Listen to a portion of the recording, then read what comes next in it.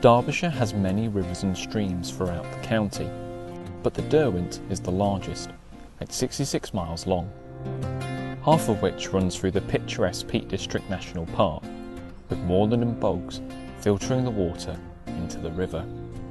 Here it is young, quick moving and clear.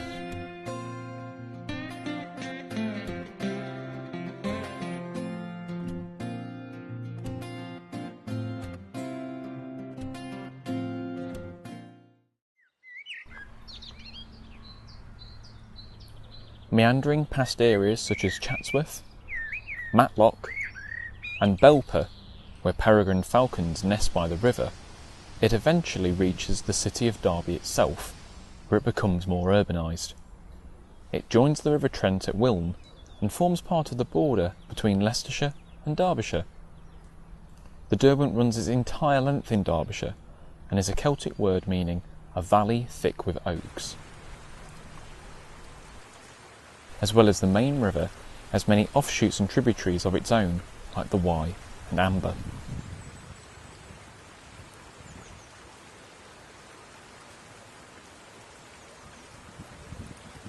The river is a wildlife corridor connecting vast areas of the county and providing a home for many iconic river species.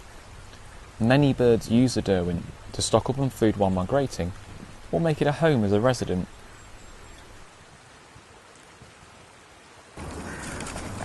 Tufted ducks dive to find invertebrates and plant matter.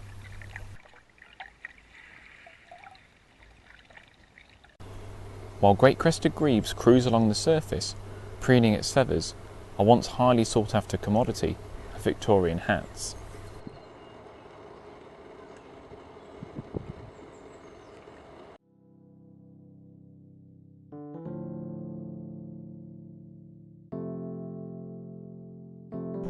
Peer into the gloom of the Derwent and you might be forgiven for thinking its riverbeds are devoid of life, but take a closer look and the opposite is true. A whole host of invertebrates inhabit the weeds and rocks, such as caddisfly larvae, some of which build a home out of small pebbles for protection.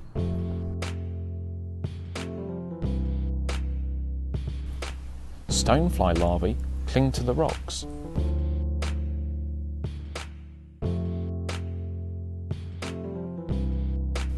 And the smaller mayfly nymphs are an indication of clean water, and large numbers of these riverfly nymphs ensure healthy water quality and plenty of food for other river wildlife. On the larger scale, white-clawed crayfish live in the upper reaches of pure, clean rivers, mostly hiding away in the day. They can regenerate lost limbs and need plenty of hiding places to escape predators and find a mate.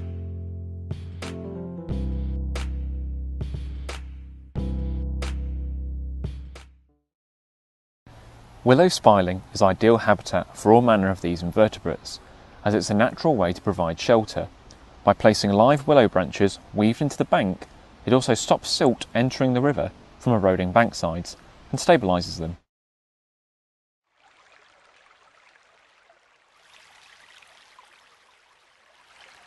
Fish fry also make use of these to rest from the fast-flowing water and find a meal.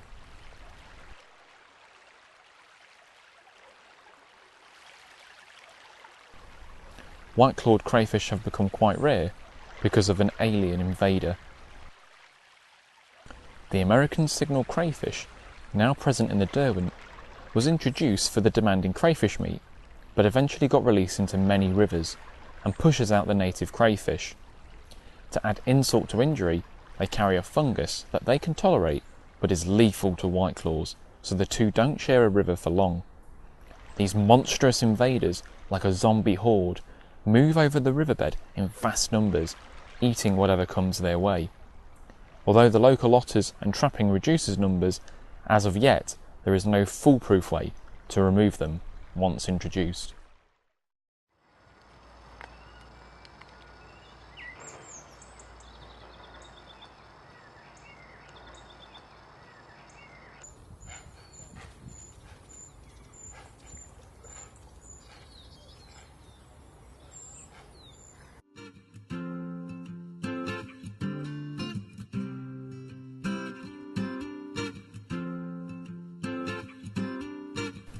Otters have returned to parts of the catchment, though are shy and mostly nocturnal. This dog otter, filmed on the Derwent, can reach nearly 40 pounds and holds a territory of several miles along the river. Although favouring fish, they will eat small mammals, birds and crayfish, being perfectly suited to life in the water.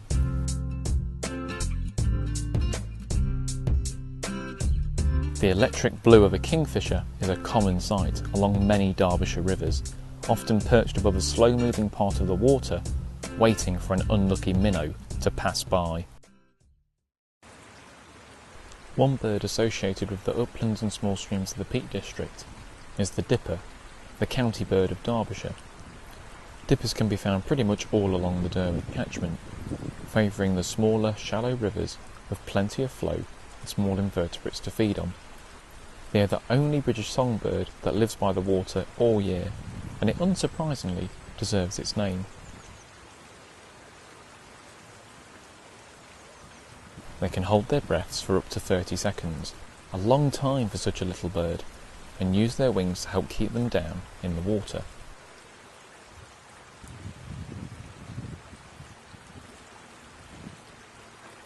Ideally, a juicy caddisfly larvae or even a bullhead is what they try to find among the riverbed. Bullheads have no swim bladder, which allows them to remain on the bottom with ease. Despite their small size, they're a determined hunter and protective parents over their eggs.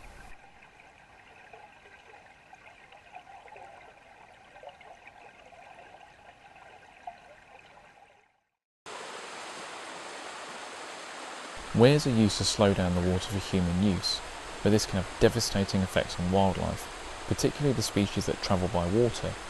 A recent return to Derbyshire has been struggling with such a man-made obstacle: the Atlantic salmon.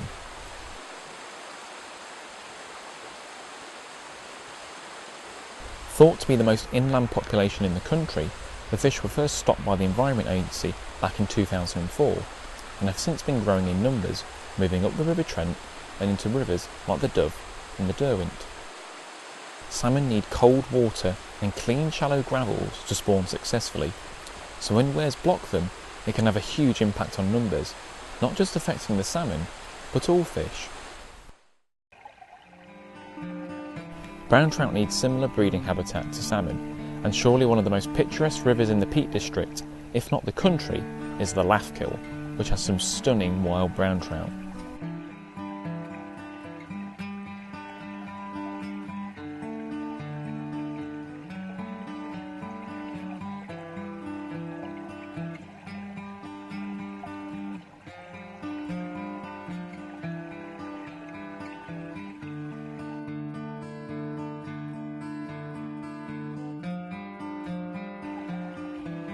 The lower reaches of the Derwent support the most numbers of fish, with more turbid water and greater amounts of food.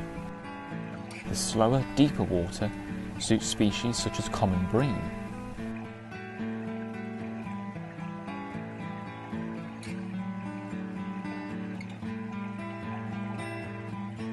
Roach hang around in shoals to avoid the top predator of this underwater world, the pike.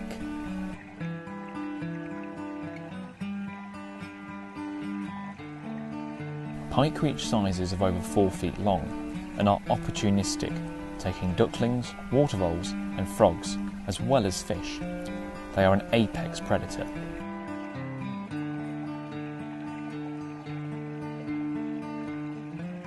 Chub often hang around the gravels, filtering the bottom for food. The word chubby comes from the chub's greedy nature, eating almost anything that crosses its path.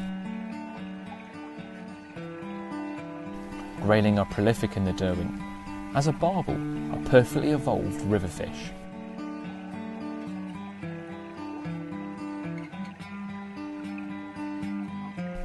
One of the most stunning coarse fish has to be the perch, a bold predator that when young goes around in larger shoals before going more solitary with age. Its larger cousin, the zander, is also found in the lower reaches, an introduced species becoming more common in the Trent catchment. The most primitive fish has to be the brook lamprey. Spending most of its life in the silt, it emerges in the spring to spawn on the gravel in great balls, wriggling over each other. Such a primordial fish, they don't even have a jaw and filter feed in the mud.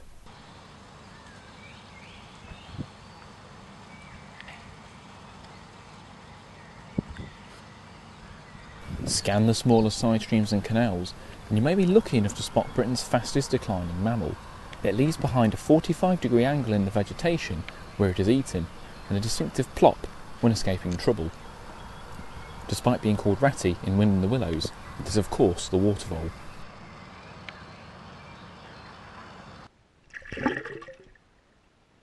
The largest vole species in the UK, because of habitat loss and mink, a voracious non-native predator, water vole numbers have crashed in recent years, but Derbyshire still supports healthy numbers of these rodents in places.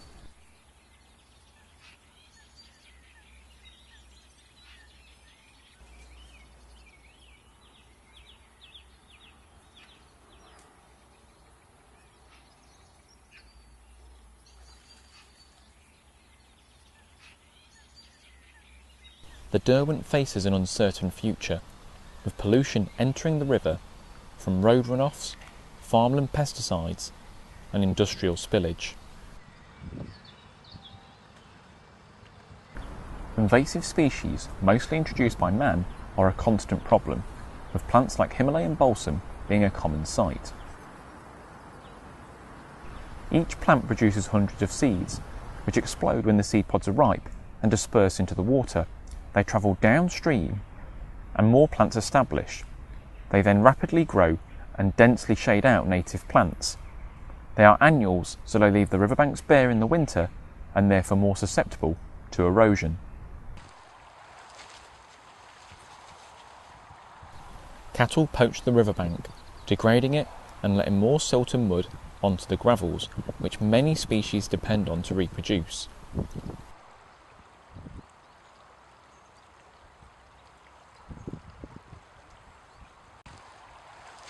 One solution is putting in pumps, like this pasture pump at Duffield.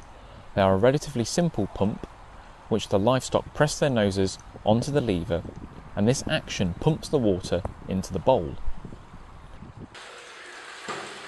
The ram pump pumps water up to a tank at the top of the hill, which then gravity feeds down to troughs.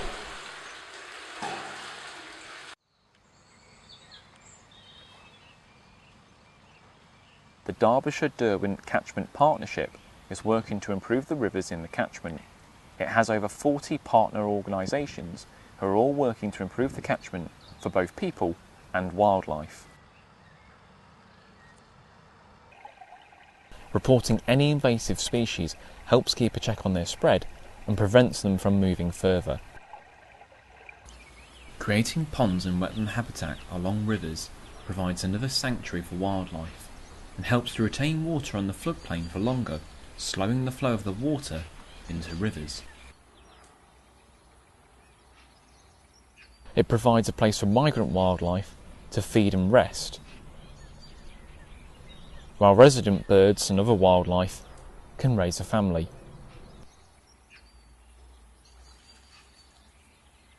Smaller ponds are ideal for amphibians like this great crested newt larvae, which use them for breeding, and for dragonflies, which use the ponds to feed and to emerge from. The Derwent is a remarkable river, with a plethora of flora and fauna along its banks. It's an important source for the local economy, leisure industry, and to be enjoyed and protected for future generations to see.